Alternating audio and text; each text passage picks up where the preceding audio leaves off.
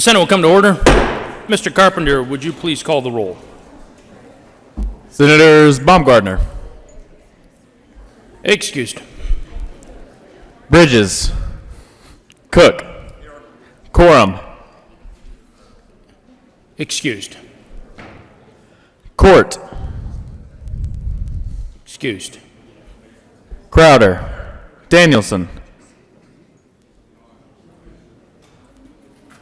Danielson,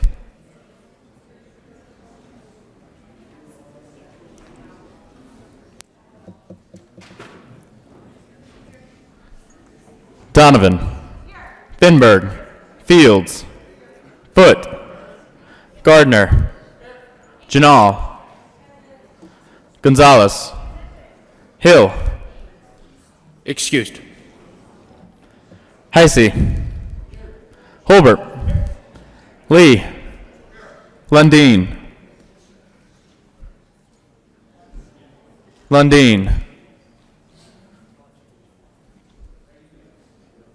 Absent. Marble, Moreno, Pedersen, Priola, Rodriguez, Scott, Smallwood, Sonnenberg, Story, Tate, Todd, Williams, Winter, Woodward, Zinzinger.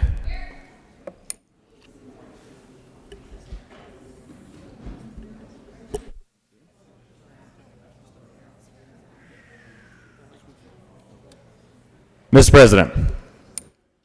Here. With 30 present, 1 absent, 4 excused, we have a quorum. Senator Priola, would you please lead us in the Pledge of Allegiance? Thank you, Mr. President. Members, will you please join me in the pledge? I pledge allegiance to the flag of the United States of America and to the republic for which it stands, one nation, under God, indivisible, with liberty and justice for all. Approval of the Journal. Senator Smallwood. Thank you, Mr. President. I move that the reading of the Journal of Thursday, January 17th, be dispensed with and the Journal be approved as corrected by the Secretary. You have heard the motion. Is there any objection? Seeing none, the motion is adopted.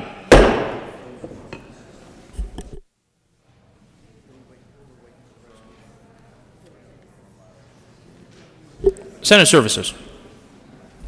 Correctly printed, Senate Bill 85 and 86. Committee reports.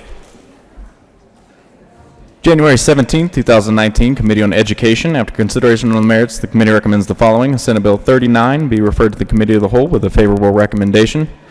January 17, 2019, Committee on Education. After consideration on the merits, the committee recommends the following. Senate Bill 22 be postponed indefinitely. January 17, 2019, Committee on Health and Human Services. After consideration on the merits, the committee recommends the following. Senate Bill 31 be referred to the Committee of the Whole with a favorable recommendation and a recommendation that it be placed on the consent calendar.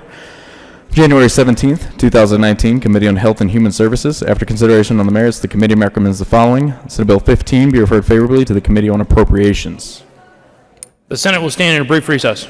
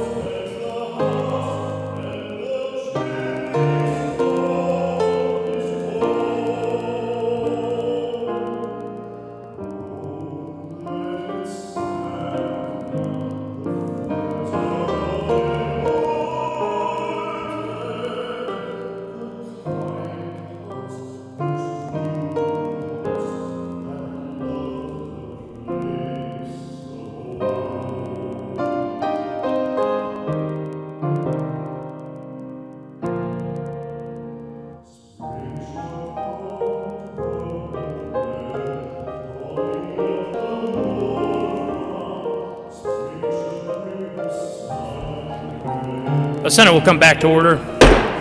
Message from the House. The House has adopted and transmits here with us Resolution 1006 printed in the House Journal, January 18, 2019. Mr. Carpenter, please add Senator Court and Senator Lundin to the roll. Introduction and considerations of resolutions. Mr. Carpenter, would you please read the title to House Joint Resolution 1006? House Joint Resolution 1006 by Representatives Melton and Harrod and Senators Fields and Williams concerning the commemoration of the birthday of the Reverend Dr. Martin Luther King, Jr. Senator Williams. Thank you, Mr. President. I move House Joint Resolution 19-1006 and ask that it be read at length. Mr. Carpenter, would you please read the resolution at length? House Joint Resolution 1006 by Representatives Melton and Harrod and Senators Field and Williams concerning the commemoration of the birthday of the Reverend Dr. Martin Luther King, Jr.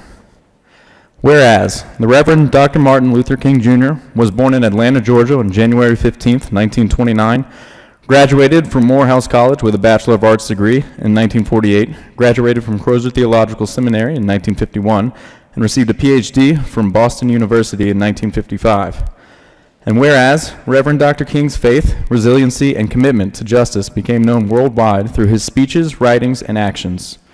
And whereas Reverend Dr. King declared that the moral responsibility to aid the oppressed did not stop at the edge of his street, town, or state when he wrote, "I cannot sit idly by in Atlanta and not be concerned about what happens in Birmingham.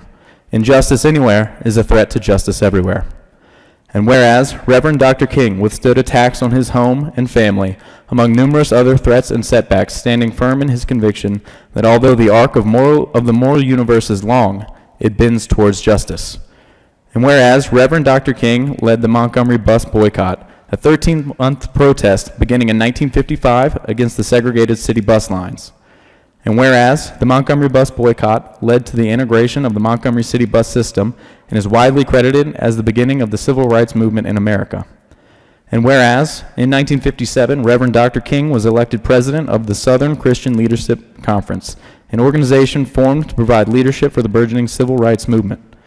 And whereas between 1957 and 1968, Reverend Dr. King spoke more than 2,500 times, wrote 5 books as well as numerous articles, led protests, helped register African American voters, was arrested more than 20 times, was awarded 5 honorary degrees, was named Man of the Year by Time Magazine, and became the symbolic leader of the African American community as well as a world figure.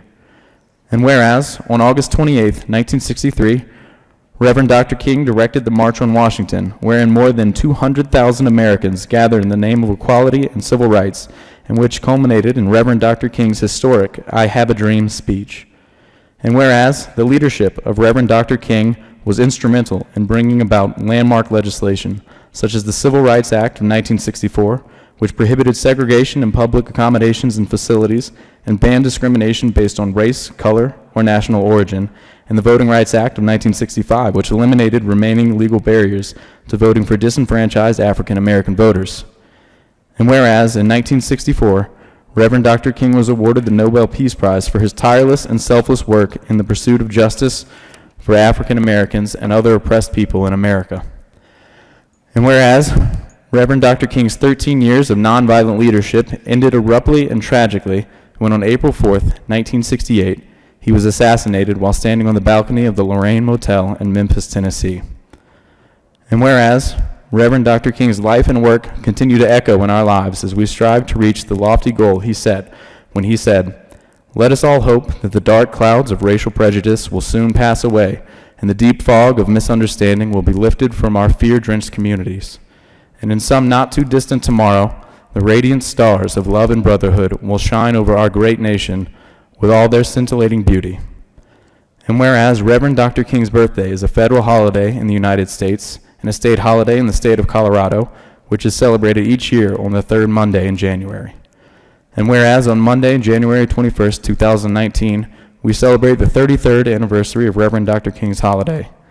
Now, therefore, be it resolved by the House of Representatives of the 72nd General Assembly of the State of Colorado, the Senate concurring herein, that we, the members of the General Assembly, hereby encourage appropriate observances, ceremonies, and activities to commemorate the federal and state legal holiday honoring the Reverend Dr. Martin Luther King, Jr.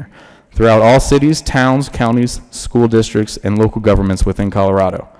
Be it further resolved that copies of this joint resolution be sent to President Donald Trump, Honorable Governor Jared Polis, the Congressional Black Caucus, the National Black Caucus of State Legislators, and the members of the Colorado's Congressional Delegation, Senators Michael Bennett and Cory Gardner, and Representatives Diana DeGette, Joe Neguse, Scott Tipton, Ken Buck, Doug Lamborn, Jason Crow, and Ed Perlmutter. Is there any discussion? Senator Fields. Thank you, Mr. President. Good morning, colleagues. Please be seated. I was a young girl, and I can still remember when Reverend Dr. Martin Luther King shared his dream with the world at the top of the steps of the Lincoln Memorial. What he gave to me as a young girl, he gave me the permission to use my voice for injustice, fairness, and equality. He reminded America that African Americans are Americans too. He boldly set an example for all of us that those who love this country can change it. Dr. King was a freedom fighter. He was a foot soldier for civil rights movement. He was an American. I saw him, I watched him build the movement, and the movement that he established was very diverse. It had black people in it, and brown people in it, and white people in it, and they were holding hands, and they were changing laws, and they also changed the hearts of America. He made it possible so that I didn't have to sit in the back of a bus. He made it possible that when I went into the restaurant, I didn't have to be seated in the back of the restaurant. He made it possible for me to sit at that lunch counter, because at that time we had Jim Crow laws. He reminded America that black Americans are America too. Dr. King taught us the ultimate measure of a man is not where he stands in moments of convenience and comfort, but where we stand at times when we are challenged. Here we are in 2019, and we may not be faced with the same challenges that Martin Luther King fought for, but we still have some fierce challenges that need to be addressed right now. I believe that it's absolutely ridiculous that people have to work 2 and 3 jobs just to make ends meet. I think it's ridiculous that a black woman has to work 8 additional months before she can earn the same pay as a white man. I believe it's absolutely ridiculous that we have children being separated from their parents at the borders. I believe it's absolutely ridiculous that our government is closed and we're forcing employees to work without pay. As lawmakers, we have the opportunity to advance opportunities versus erasing them. So today, as we reflect on the life and legacy of Dr. King, let us not forget the things that he championed. He championed for civil rights. He was a champion for human rights. He was a champion for international peace. He was a champion for economic justice, fair pay, and quality education. So as we go about our work in the days that we have ahead, let's make sure that we embody the principles of Dr. Martin Luther King. And what he did is he often put himself in the shoes of those who were less fortunate, and he was seeing things through their eyes. And one of the things he stood for was love. And he said that the only thing that could drive out hate is love. So let's march forward together. Senator Williams. Thank you, Mr. President. And members, thank you for standing with us as we commemorate the birthday of Martin Luther King, Jr.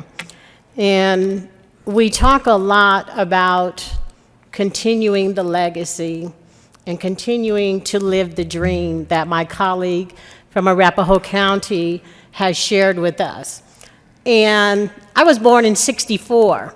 So during this time as a very young person, I would share with you that where I grew up, I wasn't in the thick of the civil rights movement in Oklahoma, although my father and my brother and my sister were the first to integrate all-white high schools for African Americans. So I think we hear about this and we have different generations and we read about it in the books and we celebrate that.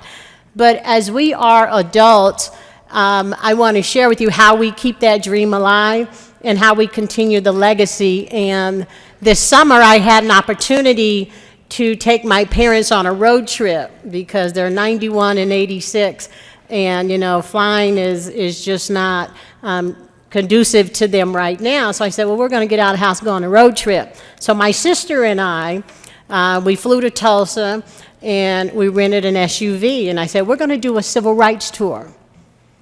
And we came up through Arkansas and stopped in Memphis at the Lorraine Hotel. And to stand where Martin Luther King was assassinated was overwhelming for me. And as we left Memphis, we headed to Montgomery. In Montgomery, the church that Martin Luther King first had his assignment in preaching is there. And we did several other things in Montgomery. Had an opportunity to stand where Rosa Parks stood in December on a cold night, trying to get on the bus to go home, and was asked to give her seat up. And then we went up to Selma. All of you are aware of what happened on Bloody Sunday. You're aware, and we talked about the Edmund Pettus Bridge and seeing the pictures. In Selma, there's also a voting rights museum. And while we have our leaders in the civil rights movement, there are everyday people in that museum, like you and I, who fought so that we could vote. And it was very, very emotional and touching for me. And that's where the Civil Rights Act was passed. But also between Selma and Montgomery was the march. There was more than one march from Selma to Montgomery and along the way in the highways. And as I was there, I was thinking, did they walk this far? People walked along the side of the road and that's over 50 miles, to fight for our freedoms, to make sure that we are able to vote, to make sure that we can share restrooms, to make sure that we can share restaurants. And so I share with you that while we talk about keeping the dream alive and keeping Martin Luther King's legacy, Martin Luther King's legacy is as important as it was during the Civil Rights Movement. We have a lot of divisiveness in this country right now. We have a lot of violence that's being encouraged. And Martin Luther King stood for nonviolence. And I think that's where we need to keep our minds at as we try to move our state and our country forward. So if you haven't done the Civil Rights Tour and driving down through the South, I highly recommend you do it. Because a lot of us in this room, we read it, we talk about it, we celebrate it. But I'm going to tell you, if you go down to Birmingham and you look at the jail, well, they brought Martin Luther King in, where he was writing his letters from the jail. I was appalled at it. The jail is still there, and there's nothing but weeds, and it's just been totally, what I would say, disrespected, like, let's forget about this. Let's forget about Martin Luther King walked through these doors when he was arrested. These are powerful moments in our history. They will remind you where we are today and why we need to keep his legacy, his nonviolent ways of bringing peace to this world and into this country alive. So thank you, Mr. President. Senator Smallwood.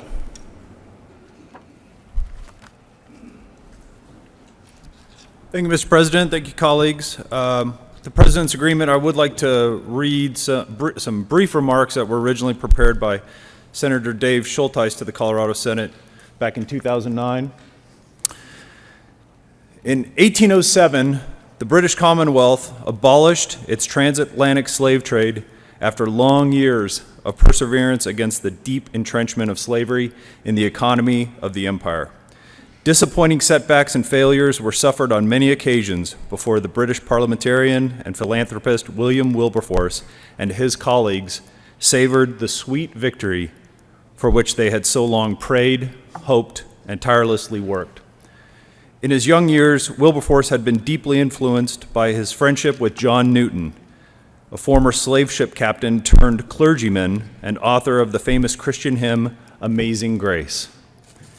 In time, Wilberforce became a Christian, and it was this personal conversion experience that caused him to embark on a 20-year-long battle against the practice of slavery. He died on July 29, 1833, just days before hearing that the passage through Parliament of the Slavery Abolition Act of 1833 was assured. The British Empire had finally rid itself of the scourge of slavery. In 3 short decades, a continent away, a similar battle would be raging against the evil of slavery. But in this conflict, brothers would take up arms against brothers.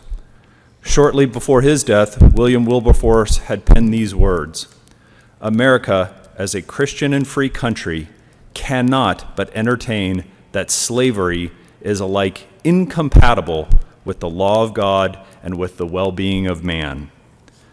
Upon Civil War battlefields, Wilberforce's words would be tested, but in the end, the country would prove them true. Slavery puts man at war with God and with other men and would no longer be tolerated in a Christian and free America. President Abraham Lincoln issued the Emancipation Proclamation, which was followed soon thereafter by ratification of the 13th Amendment, and in 1865, slavery in America came to an end. But the battle for freedom was just beginning. Thank you, colleagues. Senator Crowder.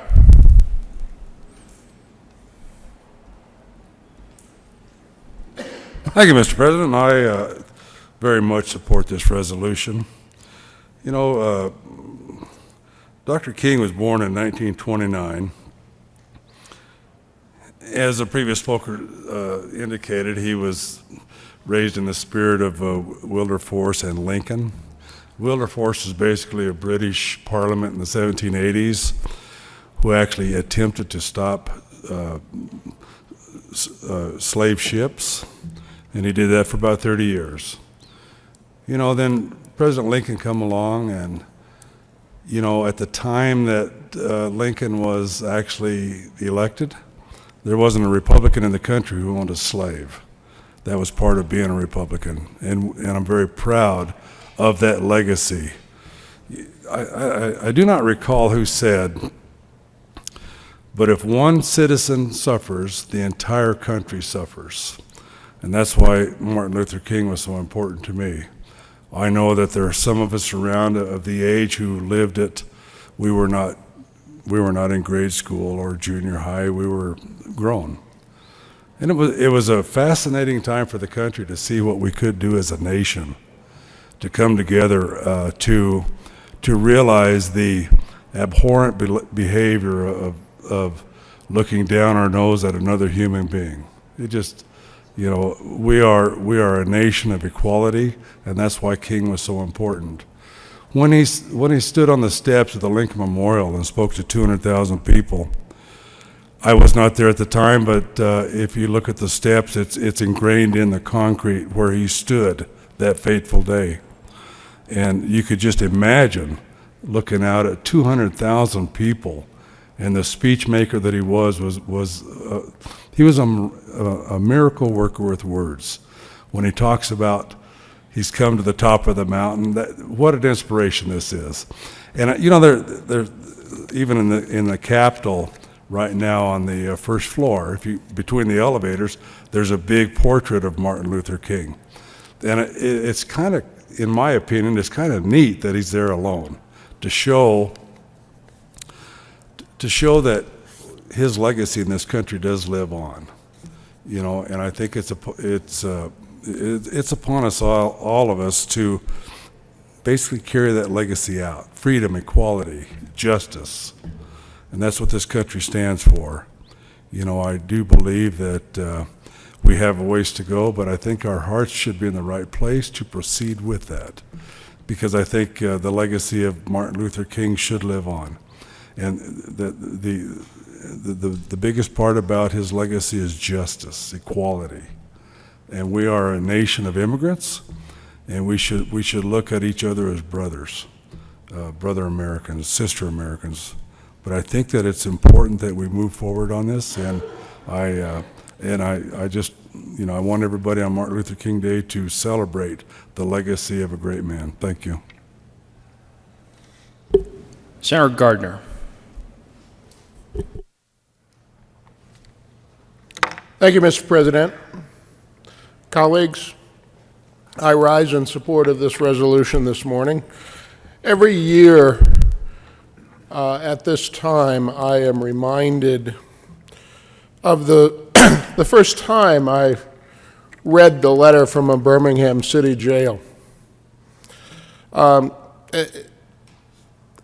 first time I read it, I was 18 years old, more years ago than I can imagine now. And I was a freshman at, of all places, the Air Force Academy, where the letter was part of the assigned reading in freshman political science as part of the great world political writings that any military officer ought to be conversant with. Now, the year was, and I hesitate to say, but the year was 1972. It wasn't 2012 or nearly 2022. It was less than 10 years after the writing of the letter from a Birmingham jail, less than 10 years after Dr. King was in that jail and wrote that letter. So it made a deep impression upon an 18-year-old who was trying to sort out life in a lot of different ways, as the Senate President will understand. For those of us of a military tradition and basic training, It causes one to sort one's thoughts. In his letter, Dr. King was writing in response. I mean, this is important to understand. Dr. King was writing in answer to his own community, frankly, his own fellow clergymen, who said, "Why are you in Birmingham? Why are you here in the streets? This is a problem to be settled in the courts. Why are you here, Dr. King? Why are you here, Martin?" And so the letter is a defense and a reason for why nonviolent resistance to injustice becomes necessary.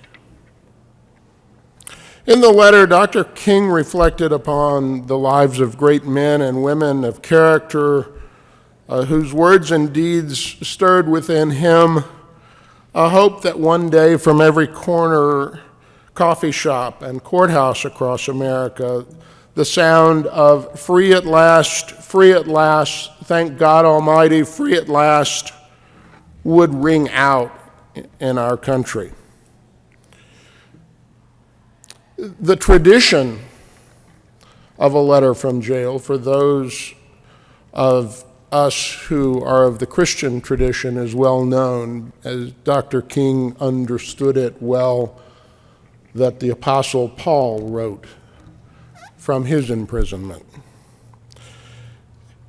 But it remains true that people of faith themselves have not always flawlessly embodied the ideals of their own faith.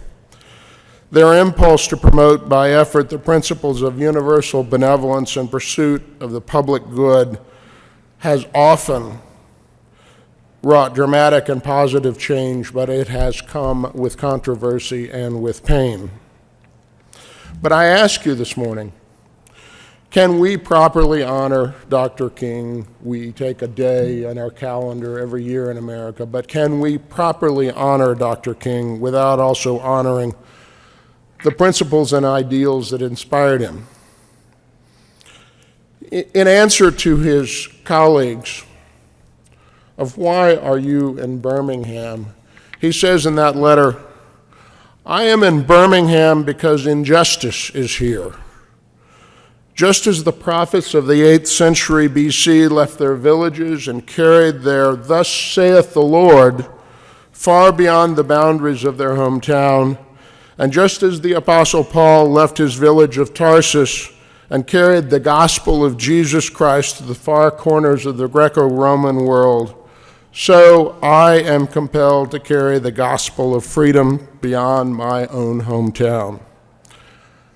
Dr. King said, "I cannot sit idly by in Atlanta and not be concerned about what happens in Birmingham."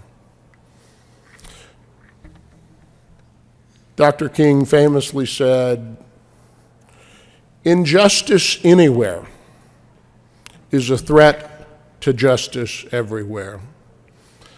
That is the tradition, that is the American we honor this weekend. Thank you.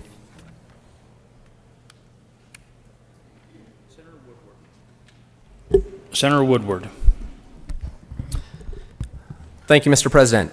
I too rise in support of this resolution, and I have the great honor of continuing to read a little bit of that same document that he wrote.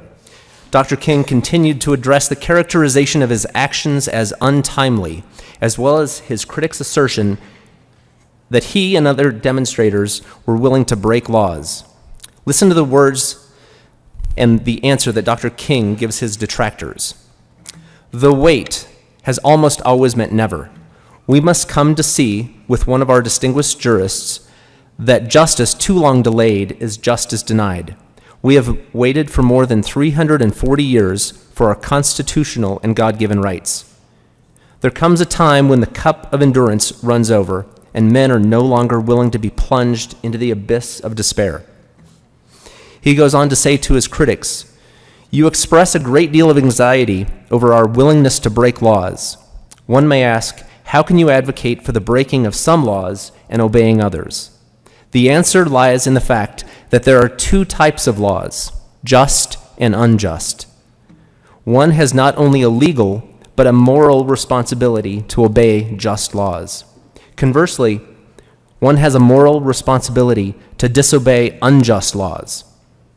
I would agree with St. Augustine that an unjust law is no law at all." Now, what's the difference between the two? How does one determine if a law is just or unjust? A just law is a man-made code that squares with the moral law or the law of God. An unjust law is a code that is out of harmony with the moral law. Any law that uplifts human personality is just. Any law that degrades human personality is unjust. All segregation statutes are unjust because segregation distorts the soul and damages the personality. Hence, segregation is not only politically, economically, and sociologically unsound, it is morally wrong and awful. Senator Lundin. Thank you, Mr. President. Members, I rise in support of this resolution. It is my firm conviction that we will be the same person 5 years from today that we are today, except for the books we read and the people we meet. And so I think we should be attentive to the words we read, and we should be engaged with the people we meet. Now, on this day, I can speak to this resolution in honor of a man from the perspective that I hold. I am who I am, but I like to think that people I count as friends, like Henry Allen and Sherry Gibson and Derek Wilburn, and my colleagues whom I've had the honor of serving with in the House, inform my perspective in a way that I could not have without their engagement and presence in my life, and for that I am grateful. I also count the words of Dr. Martin Luther King as an important piece of my future as a more complete individual. And I think that the words, as explained and expressed and framed up so ably by my colleague from Colorado Springs, from the Birmingham jail, are especially prescient, are especially important, and therefore something we should access and use as we think through who we are and how we will proceed. What are we to conclude from Dr. King's remarks about the foundations of justice? That a man or woman's keeping or breaking of any law is subject to his own view of that law as to whether it's just or unjust? Does Dr. King in those words justify civil disobedience based on the premise that a supreme truth is established from elsewhere beyond himself? In fact, he does. He argues clearly. It's established by God and exists over and above man-made codes. It would be hard to argue, I believe, otherwise and conclude anything other than the fact that Dr. Martin Luther King sees just law being derived from the authority of the divine. A few words from his letter.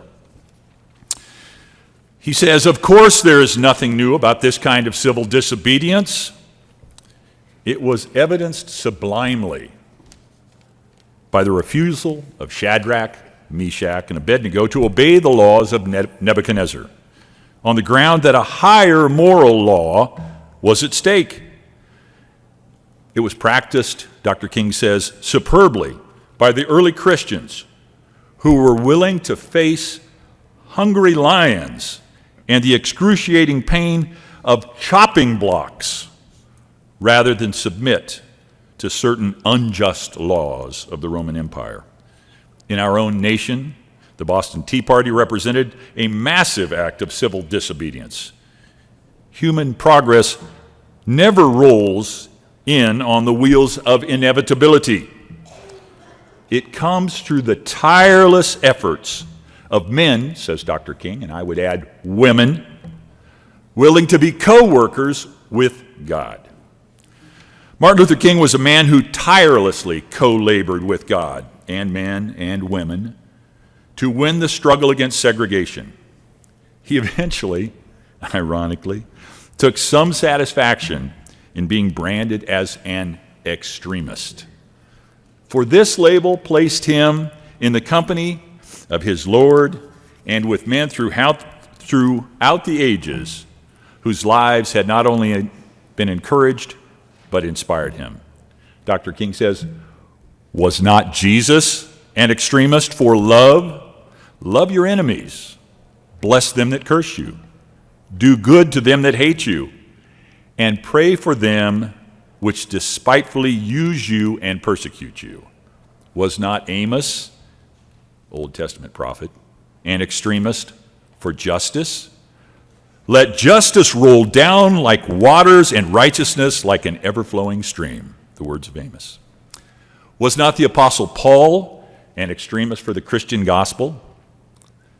Paul wrote, "I bear in my body the marks of the Lord Jesus."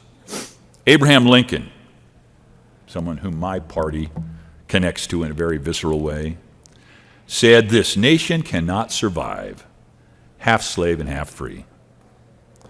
And Thomas Jefferson, whom we all admire, "We hold these truths to be self-evident, that all men are created equal."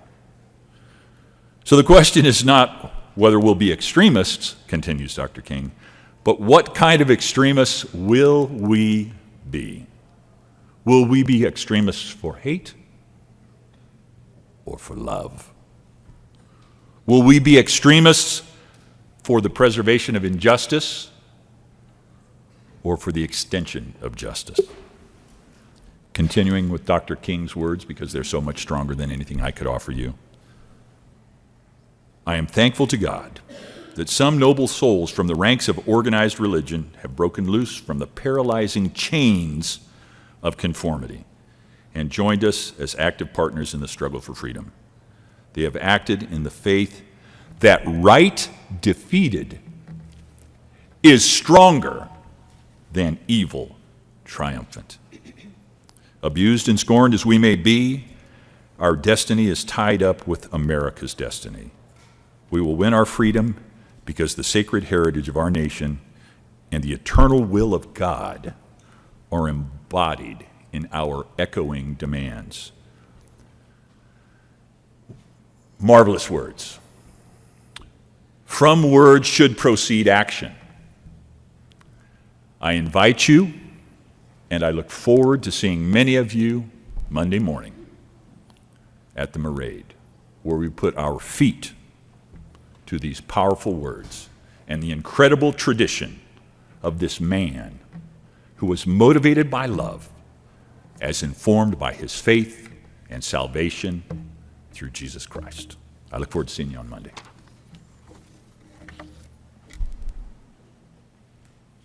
Senator Marble. Thank you so very, very much, Mr. President. I also am taking an excerpt from Senator Dave Schultheis' writings back in 2009.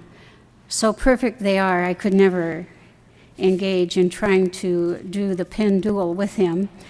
I'm going to begin as he states, "Dr. King was clear about the moral things of life and was unashamed to testify to them and to God, from whom he believed that moral law comes.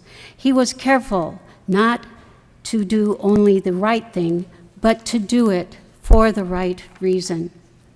And he placed the cause to which he had devoted himself into the providential hands of God." Dr. King ends his letters with these words, "One day the South will know that when these disinherited children of God sat down at lunch counters, they were in reality standing up for what is best in the American dream and for the most sacred values in our Judeo-Christian heritage, therefore bringing our nation back to those great wells of democracy which were dug deep by the founding fathers in their formulation of the Constitution and the Declaration of Independence. Let us hope all that the dark clouds of racial prejudice will soon pass away and the deep fog from the misunderstanding will be lifted from our fear-drenched communities, and in some not too distant tomorrow, the radiant stars of love and brotherhood will shine over our great nation and all their scintillating beauty. Yours for the cause of peace and brotherhood, Martin Luther King, Jr. Perhaps Abraham Kuyper, the Dutch politician, journalist, statesman, and theologian at the turn of the 20th century, sums up best the heart and mind of Dr. King and explains why he was compelled to engage the fight and take his stand. He stated, "When the principles that run against our deepest convictions begin to win the day, then the battle is your calling, and peace has become sin. You must, at the price of dearest peace, lay your convictions bare before friend and enemy with all the fire of your faith." As we honor the memory of Dr. Martin Luther King, Jr., let us dedicate ourselves to serving selflessly on behalf of those whom we represent.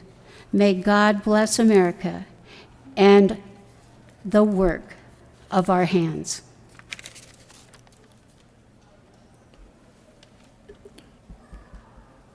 Senator Lee. Thank you, Mr. President. I also rise in support of this resolution. I hadn't planned on coming down to speak on this resolution today, so I don't have prepared remarks to match the soaring rhetoric of my colleagues from Colorado Springs.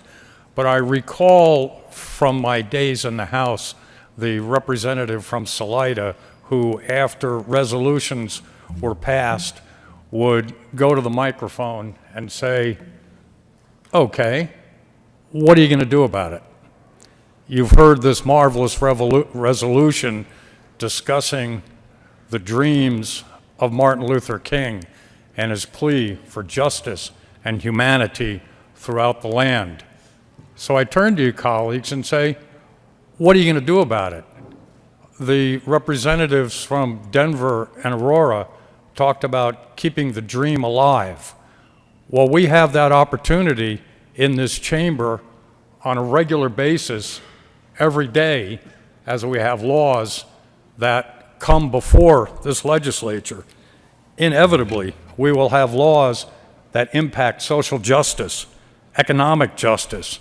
We will bring you bills to reform the criminal justice system and the juvenile justice system, to address education funding, to address higher education funding, to address early childhood education, to address family and medical leave, to address equal pay for women, to address significantly voting rights, access to justice, and again, criminal and juvenile justice reform.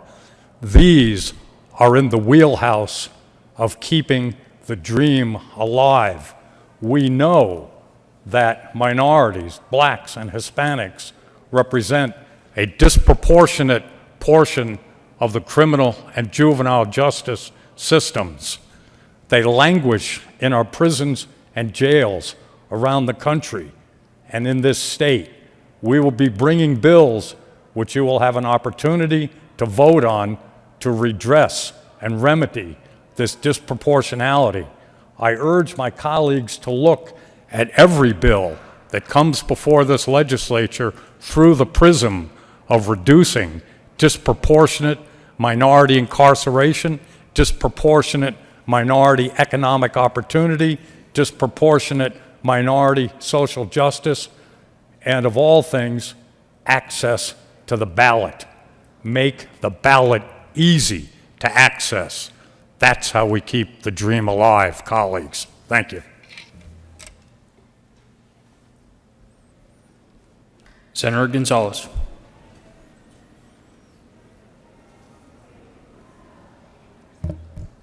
Thank you, Mr. President. I too rise in support of this resolution. You know, I was born in 1983. I was born 15 years after Dr. King was assassinated at the Lorraine Hotel in Memphis. And as a little girl, you know, I was taught that Dr. King gave a speech, and then we fixed racism, and then everything was better. Let us not pretend, colleagues, that the problems of race and racism in this country have been resolved. We know all too well that the disproportionalities, the disparities that continue to plague our community and our society live on today. And that words matter. You know, it wasn't until I was an adult that I learned that Dr. King was assassinated as he was organizing alongside sanitation workers, organizing for better wages and better working conditions.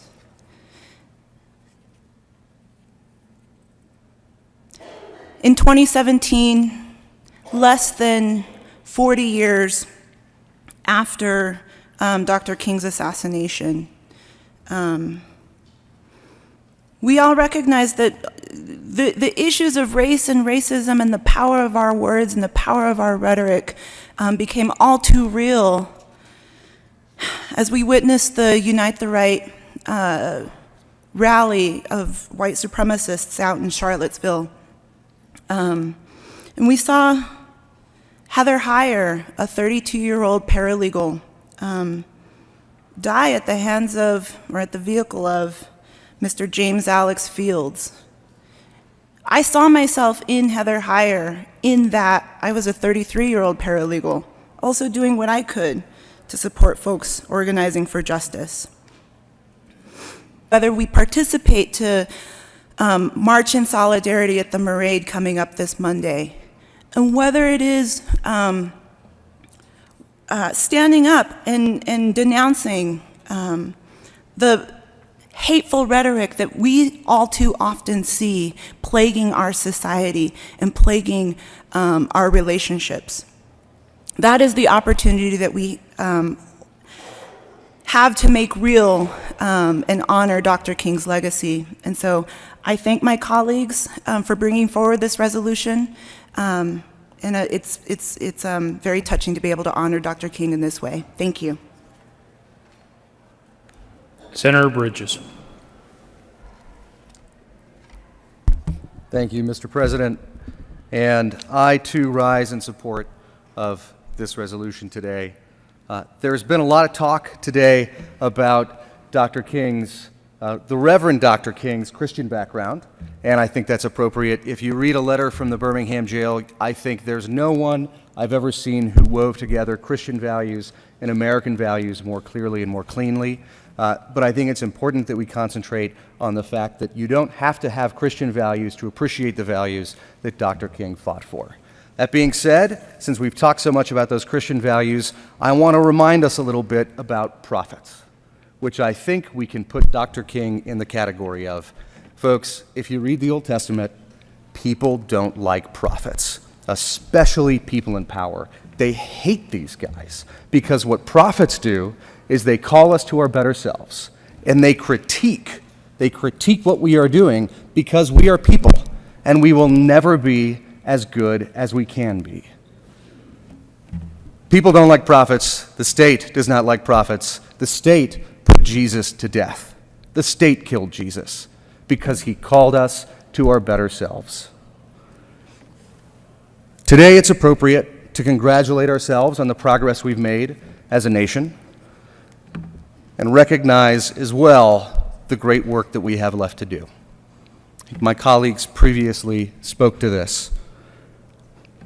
When the Reverend Dr. Martin Luther King Jr. was killed, he was working on the Poor People's Campaign, believing that everyone has a right, an American and a Christian right, to what it is that they need to live. Justice, to quote Reinhold Niebuhr, most famous theologian of the 20th century, justice is a horizon. We will never get there, but we must always be moving towards it. Those who came before us had a lot of work to do. Those who come after us will still have a lot of work to do. And we today have a great deal of work to do ourselves. So, in memory of Dr. King and the Poor People's Campaign, let's get to work. Senator Winter. Thank you, Mr. President. I rise in support of this resolution.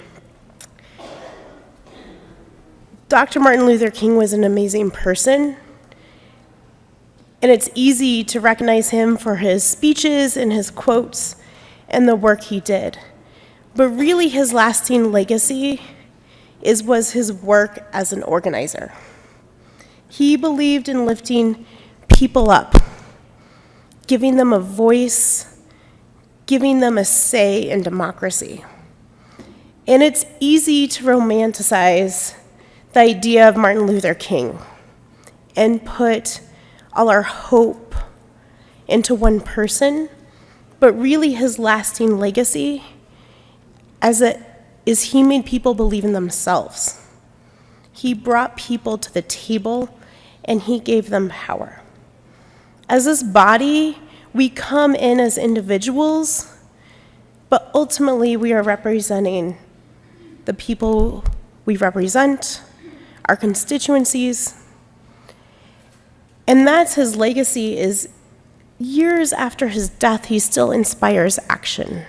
He brought people to take their voice and believe in their voice. And today we see his legacy playing out in the Black Lives Matter movement, in the Women's March, and telling everyday folks that their voices matter and that we believe in them and that they have a say in this building, and how we can actually deliver on his promise. His hope is bringing the hopes and beliefs of our constituents, the beliefs to this chamber, and know that we aren't just individuals, but we are part of a larger movement. And his lasting legacy as an organizer to still inspire people to take action is his true legacy.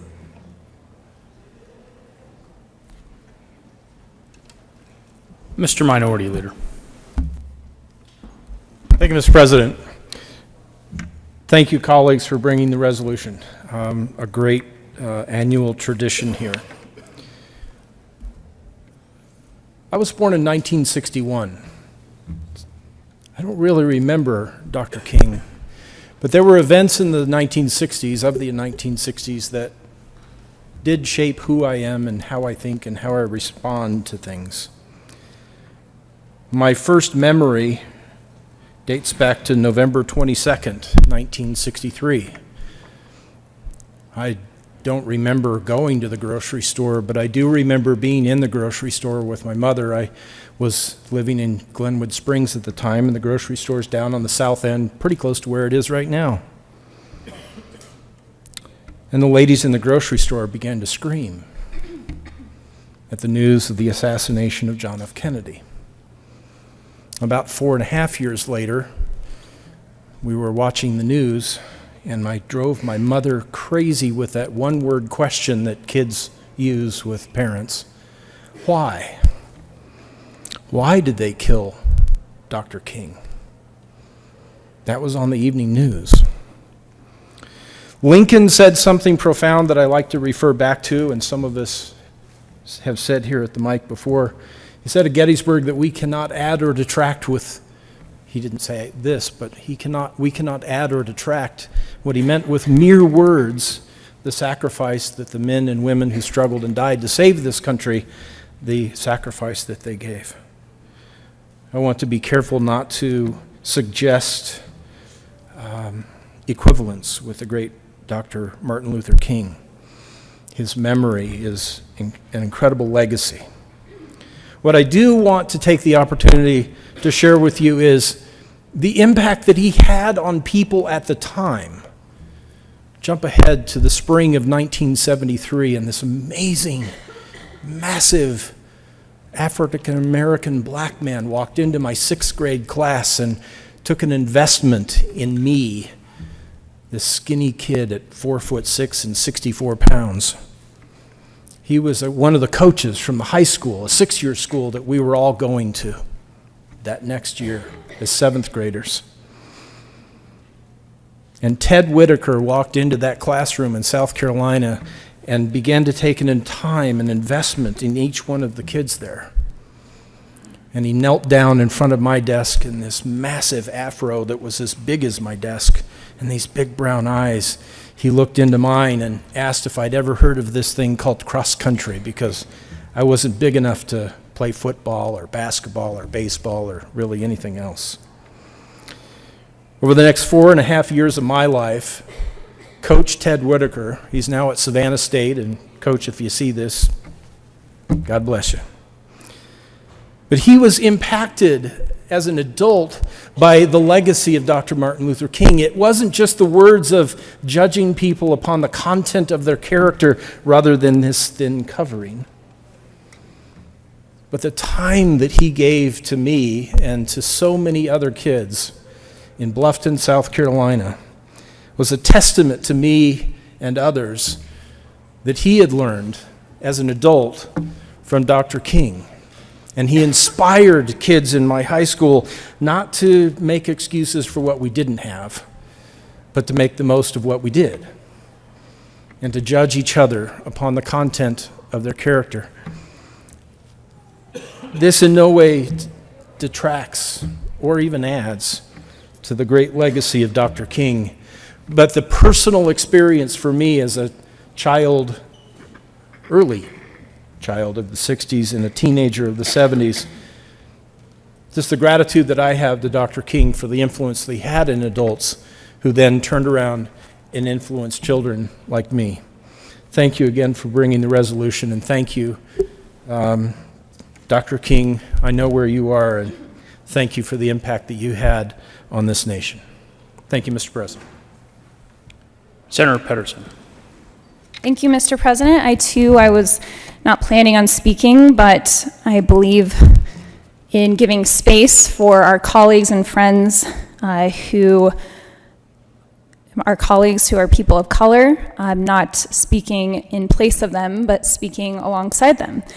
I am compelled to come up here today because of the things that we are seeing now here in the United States and in Colorado. For a little history reminder of where we've been and where we are today, the Civil War ended in 1865, which ultimately ended slavery, and then we passed the 15th Amendment to the U.S. Constitution in 1870, which stipulates the right of citizens of the United States to vote shall not be denied or abridged by the U.S. or by any state on account of race, color, or previous condition of servitude. I'd like to note that women didn't get the opportunity and right to vote until 1920. And with this new constitutional amendment, black men started voting and they started winning elections. And that's when there was a concerted effort to disenfranchise them that began with the Jim Crow laws.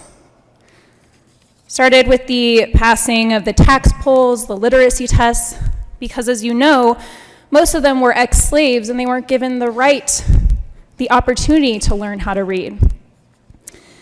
So ultimately it excluded 60% of black men from voting.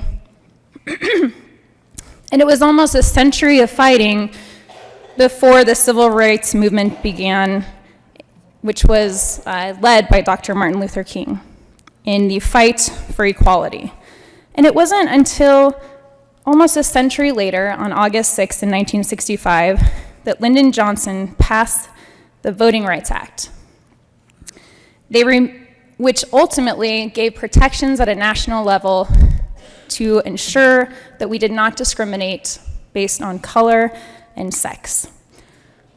But I'd like to point out that just recently, in 2013, we actually removed, through our Supreme Court, the racial discrimination protections that we passed many years before. So this fight continues today. And when I look around at Colorado and the inequities of opportunity in our education systems, the populations of people of color in our jails, it is not individual failures. These are systematic failures. And so I ask my white colleagues to not just come up, let's not talk about Dr. Martin Luther King and what he did and why it was important, but let's look within on the systems that we continue to create and perpetuate that unfortunately have created these inequities in our system. We have a huge opportunity in this body and together to actually address some of these this year. I believe that the quote, "Injustice anywhere is a threat to justice anywhere." If we all talk about this today as a meaningful quote to remember Dr. Martin Luther King by, let's remember it in our work every day to fight for every Coloradan.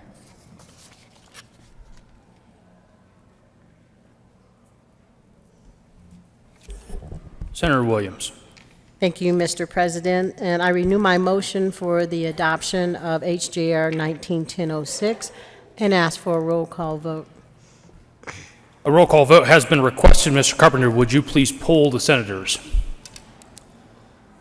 Senators Baumgardner, excused. Bridges. Bridges, aye. Cook. Cook, aye. Quorum, excused. Court. Court, aye. Crowder. Crowder, aye. Danielson.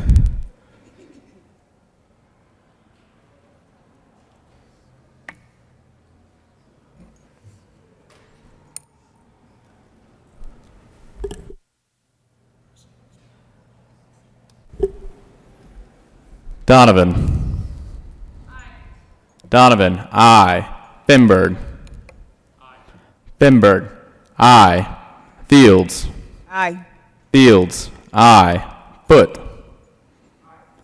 Foot, aye. Gardner. Gardner, aye. Janal.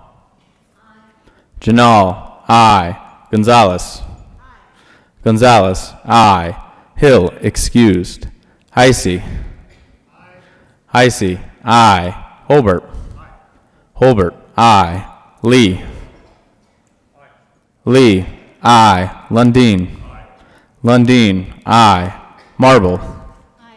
Marble, aye. Moreno. Moreno, aye. Pedersen. Pedersen, aye. Priola. Priola, aye. Rodriguez. Rodriguez, aye. Scott.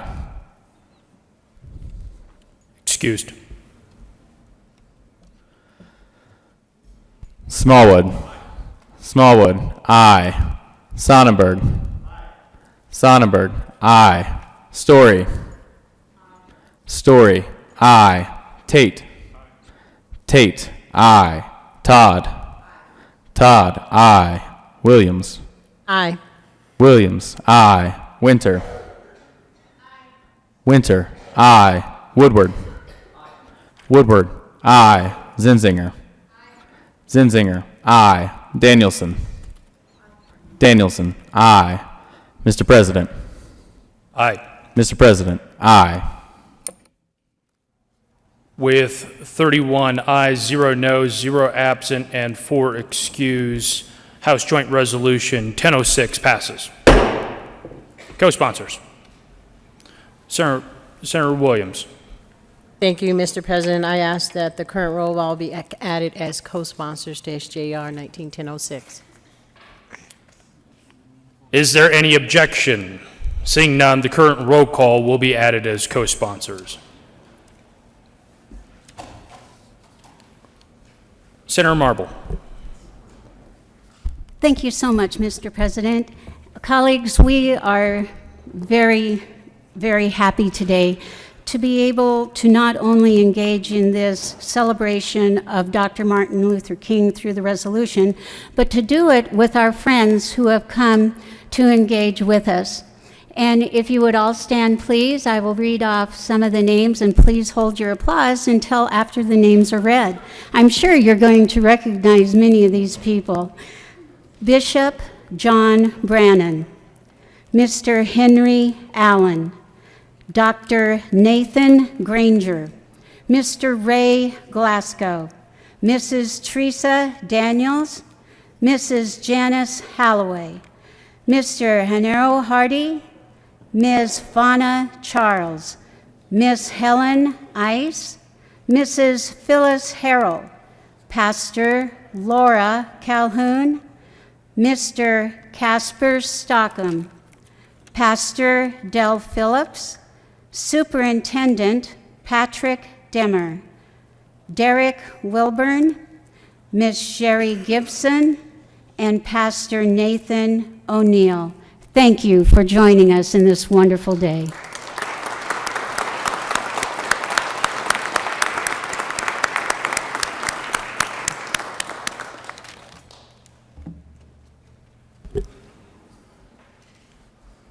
Committee reports. January 17, 2019, Community Health and Human Services after consideration of Mayor's Committee records following Senate Bill 10 be amended as follows as submitted for Community Appropriations. A favorable recommendation. Message from the governor. January 18, 2019, Honorable Colorado Senate, ladies and gentlemen, pursuant to the powers conferred by the Constitutional law of the State of Colorado, I am under designated appointed to submit to your consideration of the following member of the Public Utilities Commission of the State of Colorado, effective immediately for term expiring January 9, 2023. John Charles Gavin of Paonia, Colorado, and unaffiliated appointed. Sincerely, Jared Polis, Governor. Transportation and Energy. The following change in bill sponsorship will occur. Senator Janal will be added as a Senate Joint Prime Sponsor with Senator Marble and Representatives Hooton and Ransom on Senate Bill 19-013. Announcements. Senator Donovan. Thank you, Mr. President. Wanted to bring to attention of those members that are on the Agricultural and Natural Resources Committee that we will have our joint meeting with JBC and the House Rural Affairs on Tuesday at 8 a.m. So following our lovely 3-day weekend, we will join each other first thing in the morning at 8 a.m. Tuesday in the Old State Library. Look forward to seeing you guys there. And of course, that's 271. Thank you. Senator Janal. Thank you, Mr. President. And members, 2 announcements. You will remember there is a card on your desk about CSU, the City and County of Denver, and the Western Stock Show that are hosting a luncheon on the 22nd to update members on the National Western Center. And they will have buses to take you to the National Western Center on January 22nd. 12:15 to 1:15, get you back here by 1:30. So I just wanted to reiterate that. I had mentioned it earlier, but a lot of days have gone by. So this is on January 22nd.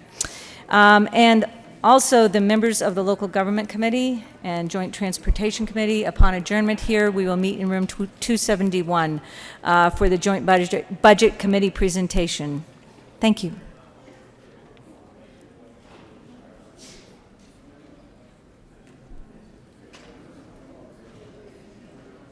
Mr. Majority Leader.